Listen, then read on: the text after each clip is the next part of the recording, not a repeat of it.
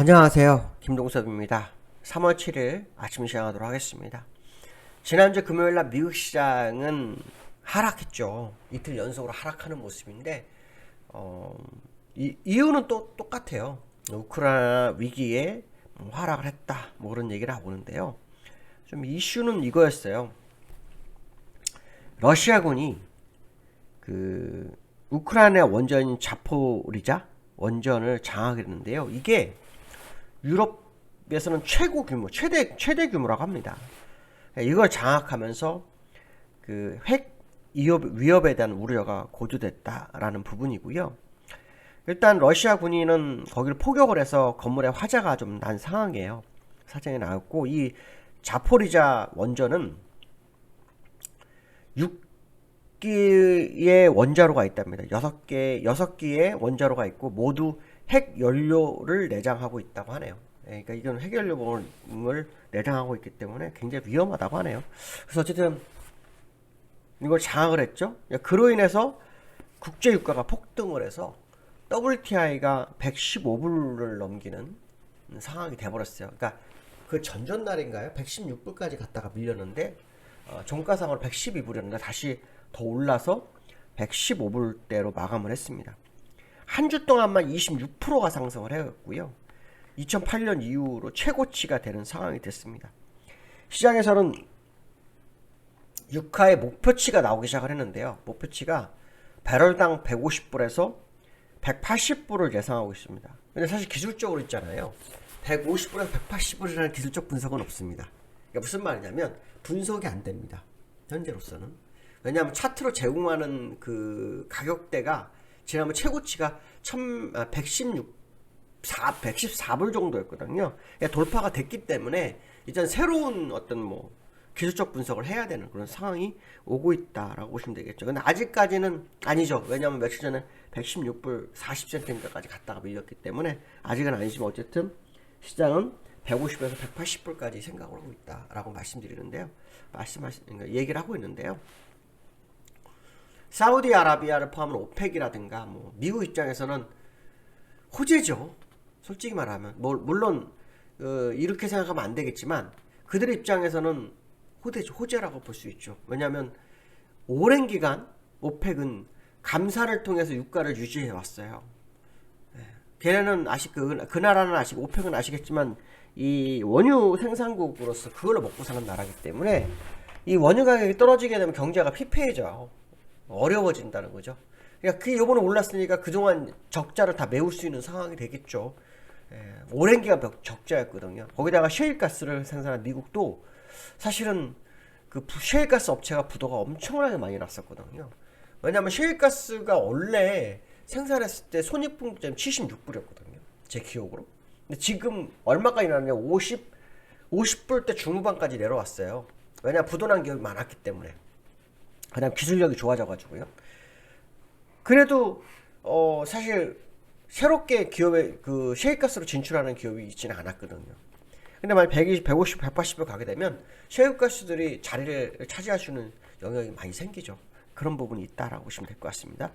그래서 유가가 이렇게 올라가면서 시장에는 이제 어떤 우려가 나오냐면 스태그플레이션 우려가 나오고 시작해요. 스태그플레이션 뭡니까? 고물가, 저성장. 지금 식량 대란 가능성이 나오고 있죠. 식량 가격이 오르기 시작했다고 합니다. 그러니까 이런 부분들이 그 시장을 굉장히 영향을 미치기 시작했어요. 그래서 그런가요? IMF에서는 세계 경제가 우크라이나 전쟁으로 심각하게 충격을 받을 거다라고 얘기를 합니다. 그러니까 지금 우크라이나 사태가 이게 그냥 문제가 되지 않는 것 같습니다. 단기전을 원했던 푸틴 입장에서는 지금 상당히 골이 아파진 상황이죠. 근데 제가 지난번에 말씀드린 조금만 그룹끼리 싸우면 상관이 없어요. 언제든지 뭐 힘의 우위에서 되겠지만 나라 대 나라는 힘의 우위라 해도 항전이 계속 이루어지게 돼 있고 국민 대 국민 싸움은 국민의 어떤 그 아프가니스탄 이상한 나라를 제외하고는 대부분 나라는 그 국가를 지키기 위해서 목숨을 내놓게 돼 있어요. 그러면 오래 가죠.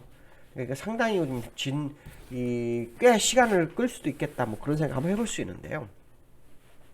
푸틴이 그런 뉴스가 있더라고. 왜 겁을 안 먹을까?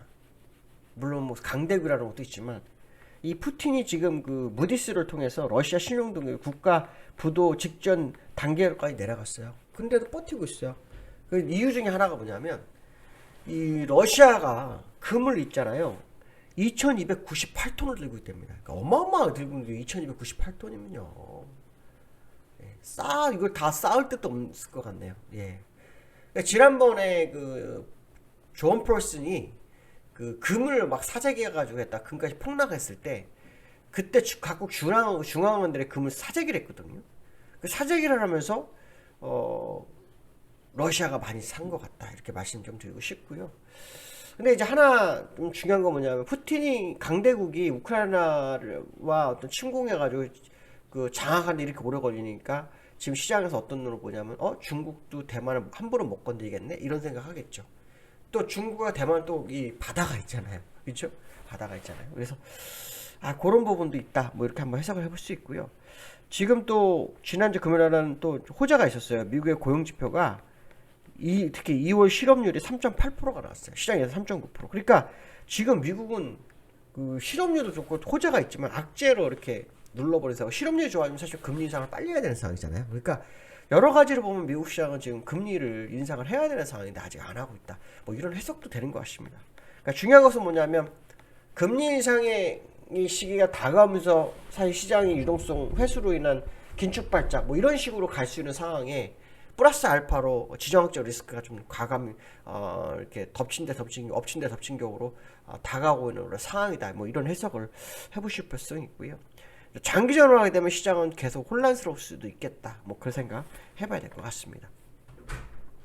지금 시장 기술적 분석상으로 보면 다우는 0.5% 하락이었고요. 나스닥은 1.6% 정도 하락을 마감했는데요. 다우 차트를 보시면 아랫꼬리가 길어졌었네요. 네, 여기 보시면 아랫꼬리가 마이너스 1.6%까지 갔다 올라왔어요. 근데 중요한 건 뭐냐면 여기가 기술적으로 굉장히 어려운 자리라고 제가 말씀드렸잖아요. 특히 유럽 같은 나라들은 여기 보시면 프랑스, 독일 4%대 빠졌죠? 지난주 금요일날. 프랑스, 독일 한번 차트를 먼저 좀 볼게요. 독일 보시면 쫙 빠졌잖아요. 여기가 그 지금 미국의 지지력이 있는데 거기를 깨고 내려간 상황이었고요. 프랑스도 여기를 깨고 완전히 내려가는 그런 상황입니다. 그래서 미국 시장도 결국은 제가 내려오지 않겠느냐라는 생각을 해봐야 되겠죠. 미국 시장도 내려오지 않겠느냐라는 생각을 해봐야 될 것 같고, 그 다음 나스닥도 차트가 비슷하죠. 일단 어려운 자리를 뚫고 가기 어려운 자리를 지금 맞고 밀리는 그런 과정의 모습이고요.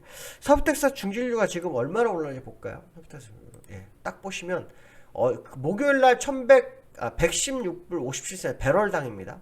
근데 종가상으로 금요일날 115불 68펜트까지 그러니까 거의 다 돌파되는 그런 상황이 되어버렸다. 이렇게 보시면 될 것 같고요. 그 다음에 금도 지금 엄청나게 올라가고 있죠. 이렇게 되면 푸틴 입장에서 금값 올라가면 난 금으로 해치되고 원유 올라가면 나중에 해결해서 원유 팔고 그러면 뭐 어느 정도 회복을 할 수 있겠죠. 그렇지만 중요한 건 뭐냐면 푸틴이 전쟁을 일으켰기 때문에 세계의 공적이 된다는 거 그거 하나만큼은 거의 확실하겠죠. 금값도 새로운 가격을 향해서 가고 있는 상황이죠. 물론 뭐 지난번에 2000불 때까지는 아직 못 갔어요. 못 갔는데 결국 거기까지 가지 않을까 뭐 이 생각 한번 해봐야 될 것 같습니다. 자, 두 번째 이슈로는요. 역외 환율이 장중에 1119원 터치했어요. 1219원. 1200원 터치가 되고 나니까 시장에 뉴스가 나오는데 1250원까지 간다. 역외 환율이 1119원이면 오늘 우리나라 시장 어떻게 될지 모르겠는데 지난주 금요일날 본장에서 1114원에 끝났거든요. 그러니까 더 많이 올랐죠. 그쵸? 근데 제가 여기 장대양봉이 나올 때라고 그 얘기를 여러 번 얘기했죠. 이제 장대양봉이 올 때가 됐다. 그 얘기를 했는데 지금 그 자리에 접어든 것으로 좀 한번 해석을 할 수 있지 않을까 이렇게 판단했을 수 있고요. 그 다음에 이제 중요한 것은 뭐냐면 코스피 2700 턱걸이 싸움 중 코스피가 지금 굉장히 어려운 상황에 이제 놓일 수 있는 상황이 됐다고 봐요. 그때까지 잘 버텼지만 아까 유럽장이 다 무너졌잖아요. 자, 유럽장이 무너진 상태라면 지금 이 장은 같이 갈 수도 있다. 그러니까 우리나라도 굉장히 강하잖아요. 기술적으로. 그렇죠? 굉장히 강해요. 미국보다 더 강하고 다른 나라보다 더 강합니다. 그래서 이제 원달러 흐름에 따라 시장 움직임 한번 확인하는 그런 상황이 되어야 되겠다. 이렇게 말씀드릴 수 있을 것 같습니다. 오늘 여기까지 하겠습니다. 감사합니다.